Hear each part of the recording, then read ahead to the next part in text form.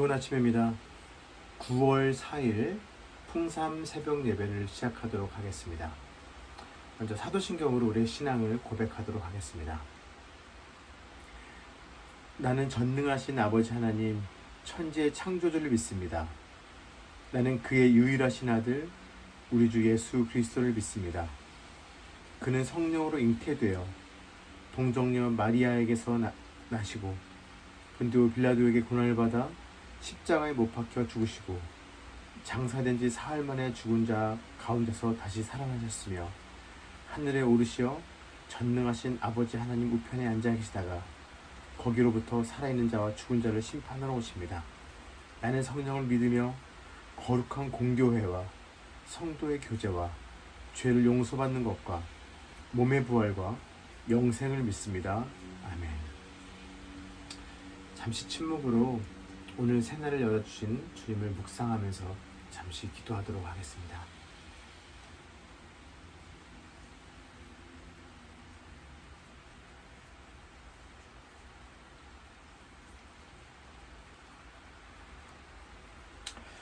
창조의 하나님, 새 아침, 당신이 창조한 이 아침을 주심에 감사합니다.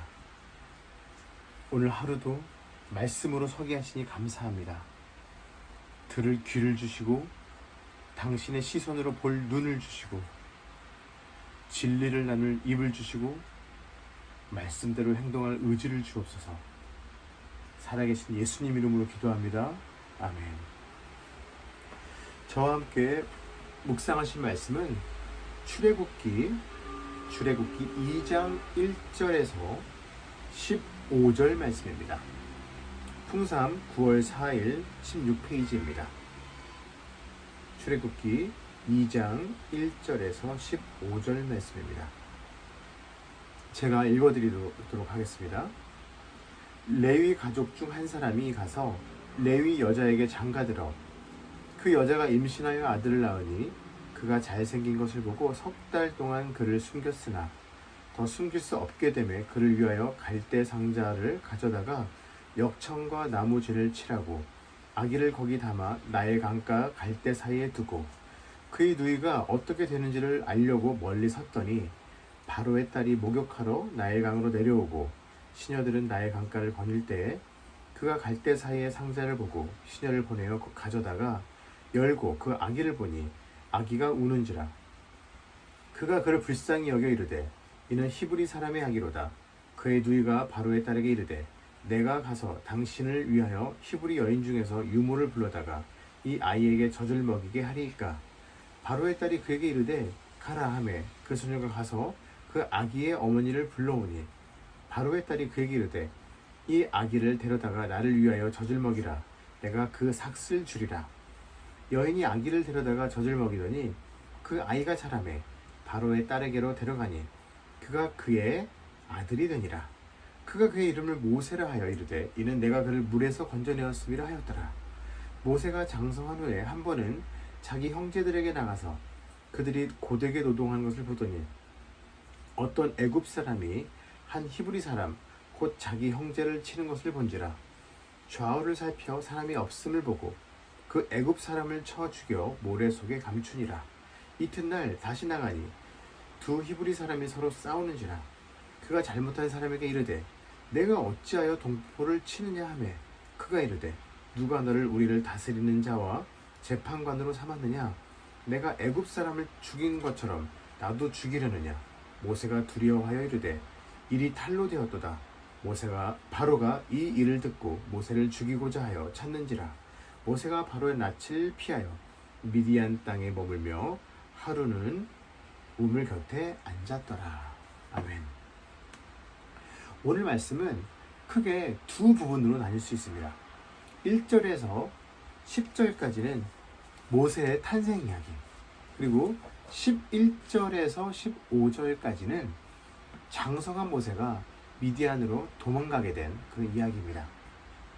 자, 먼저 앞에 부분 1절에서 10절까지의 말씀을 살펴보도록 하겠습니다. 제가 다시 한번 1절에서 2절 말씀 읽어드리겠습니다. 레위 가족 중 한 사람이 가서 레위 여자에게 장가들어 그 여자가 임신하여 아들을 낳으니 그가 잘생긴 것을 보고 석 달 동안 숨겼으나. 자, 여기서 레위 가족 중 한 사람은 바로 모세의 아버지 아브람이고, 레위 여자는 어머니 요게벳입니다. 출애굽기 6장 20절입니다. 아므람은 그들의 아버지의 누이 요게벳을 아내로 맞이하였고 그는 아론과 모세를 낳았으며, 이렇게 나와 있습니다. 자, 오늘 본문은 아므람과 요게벳이 모세를 낳은 사실에 주목하고 있지만 이들에게는 이미 2명의 자녀가 더 있었습니다. 바로 약 15살 쯤 된 누나 미리암과 또 이제 또 아론이 있었죠. 어제 우리가 출애굽기 1장을 묵상했지만 모세의 아버지 아므람과 요게벳이 살았던 환경을 우리가 한번 상상해 볼 필요가 있습니다. 이들은 노예 신분으로 이스라엘이 생육하고 번성한다는 이유로 가진 고난을 당했죠. 그들에게 부여된 이 고통이 얼마나 심했으면 어제 말씀드렸던 것처럼 이 그리스 역사가는 12만여 명이나 죽었다라고 그렇게 얘기합니다. 이들은 아마도 그들의 동료들이 마음속으로 의지했던 그런 이들이 지옥과도 같은 노정의 현장에서 쓰러지고 죽어가는 모습을 아주 눈으로 생생히 목격했을 것 같습니다. 그런 가운데 이들은 하나님의 약속을 굳건히 믿으면서 어느새 셋째 아들까지 낳습니다.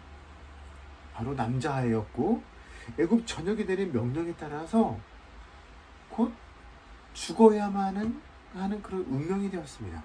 그렇지 않으면 이 아버지 아브람과 또 어머니 요게벳뿐 아니라 이미 그들에게 있는 자녀들까지 처형당할 수 있게 되기 때문입니다. 하지만 이들은 눈앞에 보였던 가장 강력한 힘을 소유한 애굽왕을 두려워하지 않았습니다.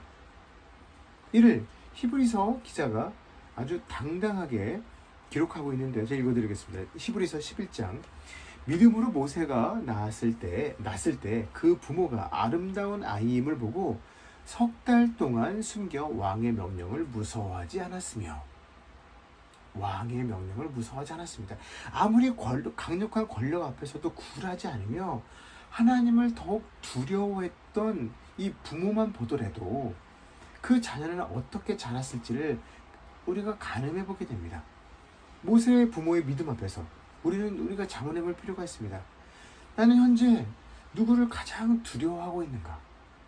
누구의 영향을 또 가장 많이 받고 있는가? 이 시대에 강력한 누구보다 강력한 왕인 물질 만능주의 이 왕에 우리는 무서워하고 두려워하고 있는가? 오늘 말씀을 통해서 주님 말씀을 더 두려워하게 되는 저와 여러분 되시기를 주님의 이름으로 축복합니다. 자, 그런데 오늘 본문은 흥미롭게도 아이가 잘생겼다고 기록합니다.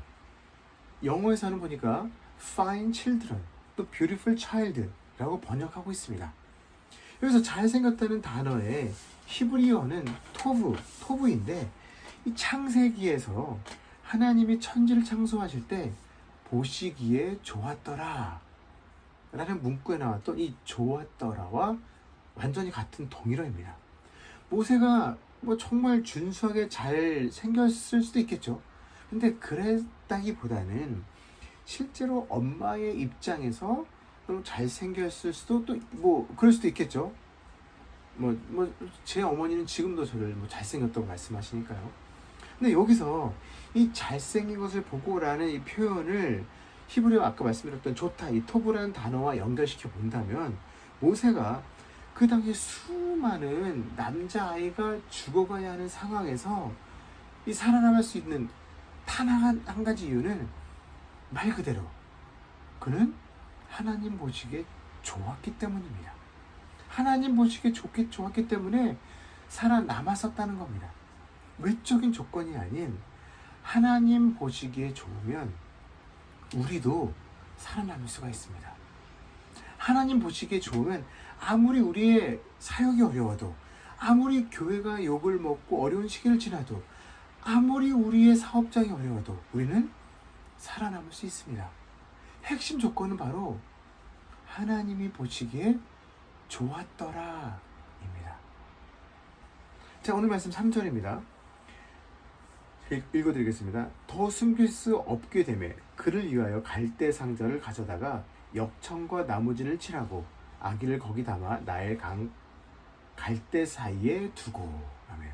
자, 오늘 보니까 모세의 어머니 요기벳은 아이 모세를 더 이상 숨길 수 없게 되자 갈대 상자에 아이를 담아 나일 강에 띄우죠. 그래서 여기서 갈대 상자의 상자라는 단어는 아주 흥미롭게도 히브리어 테바라는 단어인데, 이 단어는 정확히 노아의 방주를 지칭했던 그 단어와 똑같습니다. 결국 노아의 방주, 이 테바처럼 방주 안에 있었던 이 모세는 살게 됐죠. 자, 오늘 보면 또 4절에서 10절입니다. 이 부분을 또 계속해서 묵상하겠습니다. 자, 갈대 상자를 보니까 바로의 딸이 발견하죠. 또 불쌍히 여기고 게다가 또 이름까지 지어줍니다. 좀 장성했을 때요. 그래서 뭐라고 하죠? 우리가 말씀에서 보니까 물에서 건져냈다는 뜻의 모세라고 그렇게 지어줍니다. 아주 극적인 장면이죠. 그러니까 지금 전 국가의 왕으로부터 명령이 떨어지죠. 히브리 남자면 다 죽여라.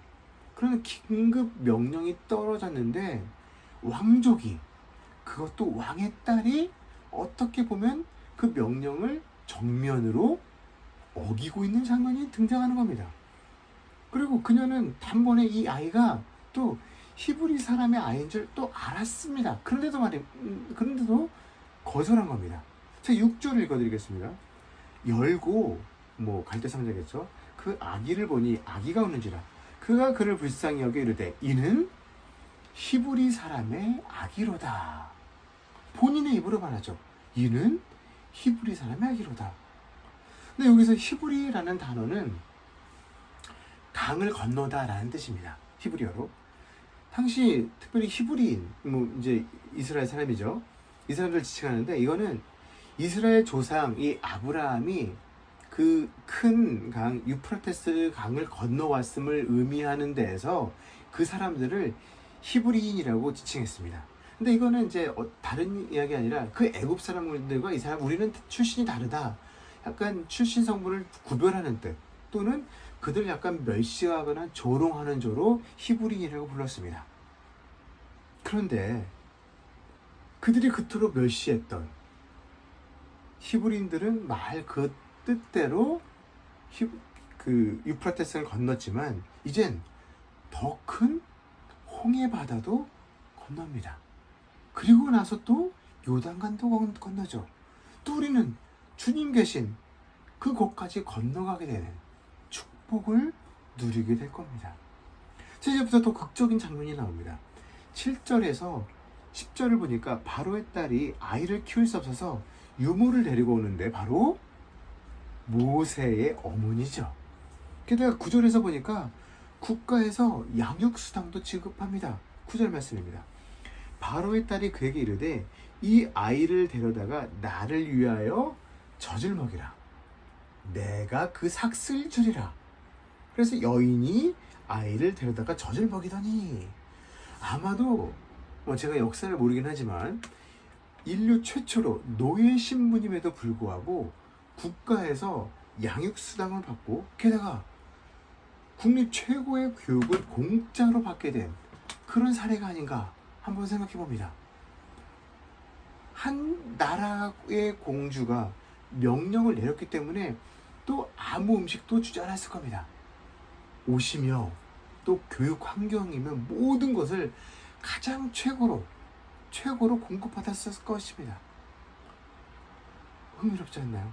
그런데 그의 이 아주 보장되었던 미래가 창창했던 그 삶이 완전하게 한순간에 박살나게 되는 그런 사건이 벌어지죠. 오늘 본문 10절에서 15절에 등장합니다. 여기서 우리가 주목해야 해서 묵상해야 될 부분이 있습니다. 11절 말씀인데 11절에서 모세는 애굽 사람이 동족을 때리는 장면을 목격합니다. 안 그래도 동족의 고통 소리를 그는 들었을 겁니다. 그 날로 커지는 그 목소리 때문에 많이 괴로웠을 겁니다. 어딘가 마음속에 그 소리 때문에 그 현장 때문에 뭔가 속이 타들어갔을 것입니다. 분노에 차 있었을 것입니다. 근데 공교롭게도 그날 동족인 사람이 이집트 사람에게 매맞는 것을 목격하죠. 그런데 중요한 건 이에 대한 모세의 반응입니다. 어떻게 하죠? 보니까 쳐서 죽입니다. 근데 여기서 쳐 죽여라는 단어의 원래 의미는, 히브리어 원래 의미는 그대로 뭐 죽이다 도 되지만 또는 파괴하다 라는 뜻도 됩니다. 결국 모세는 동족을 때렸던 이집트인의 삶을 파괴해버린 겁니다. 그 누구도 하나님이 창조하신 그 인생을 죽일, 또한 파괴할 만한 권한을 갖고 있는 사람은 없습니다. 오직 하나님만의 영역이죠. 모세가 본인 행동이 떳떳하지 않음을 직감하자 그는 그의 만행을 감추려고 어떻게 하죠? 모래 속에 파묻습니다. 하지만 아이러니하게도 이 모래는 뭐죠? 바람의 날 잘 날리는 그 어떤 것보다 그 만행이 드러나는 곳입니다. 결국 그 행동이 발각되죠. 하루아침에 왕족의 삶에서 도망자의 삶으로 전락하게 됩니다. 여기서 우리의 모습이 보이지 않나요? 우리도 지금 대한민국 곳곳에서 우리 동족도, 곧 우리 교회와 크리스천들이 여러 가지 방법으로 매맞는 모습을 목격하고 있습니다. 코로나의 원흉으로 지목돼서 사람들의 입과 또한 미디어를 통해 이미 만신창이가 된 동족들을 우리는 보게 됩니다. 하지만 우리도 똑같이 반응해야 될까요? 맞으면 더 이상으로 돌려줘야 할까요? 그 누구의 인생도 우리의 과격한 입술이나 글로 그 사람의 인생이 파괴될 수 있을 만한 사람은 아무도 없습니다. 오직 하나님만이 하실 영역입니다. 그래서 다만 모세는 그의 과오로 인해 목숨을 걸고 도망가야 하는 신세가 됐지만 여전히 하나님은 그의 실수를 묻지 않으시고 오늘 본문 마지막 절에서 미디안 광야의 우물 곁에 머물게 하시고 그의 삶을 위한 새로운 은혜를 계획하고 계신다는 겁니다. 오늘 본문은 아니지만 25절을 읽어드리겠습니다. 하나님이 이스라엘 자손을 돌보셨고 하나님이 그를 기억하셨더라. 이렇게 하나님은 우리가 실수했지만 치명적인 사고를 쳤지만 그럼에도 불구하고 우리를 돌보시고 기억하실 것입니다. 세상은 절대로 도망자를 기억하진 않습니다. 하지만 하나님만은 기억하십니다. 오늘 하루 이스라엘을 기억하셨던 하나님이 모세의 치명적인 실수에도 은혜를 준비시켜 주시며 그분의 계획을 차질 없이 성취하실 주님으로 인해서 힘을 얻게 되는 그런 날 되시기를 주님의 이름으로 축복합니다. 제가 기도하겠습니다. 주님, 당시 가장 강력한 힘을 소유했던 왕의 명령을 무서워하기보다는 주님을 경외함으로 그 아들 모세를 살렸던 그 부모를 기억해 봅니다. 그들의 믿음으로부터 어쩌면 출애굽의 역사가 시작되지 않았나 한번 생각해 보게 되었습니다. 주님, 우리 각자가 각 가정에서 믿음의 역사의 출발점이 되게 하여 주옵소서. 또 주님, 모세의 반응을 묵상했습니다. 불의에 분개하지만 우리의 입술로 또 우리의 글로 사람들의 영혼을 파괴하는 그런 과오를 범하지 않게 하여 주옵소서. 여전히 실수해도 우리의 삶을 향한 계획을 차질 없이 이어가실 주님을 신뢰합니다. 예수님 이름으로 기도합니다. 아멘.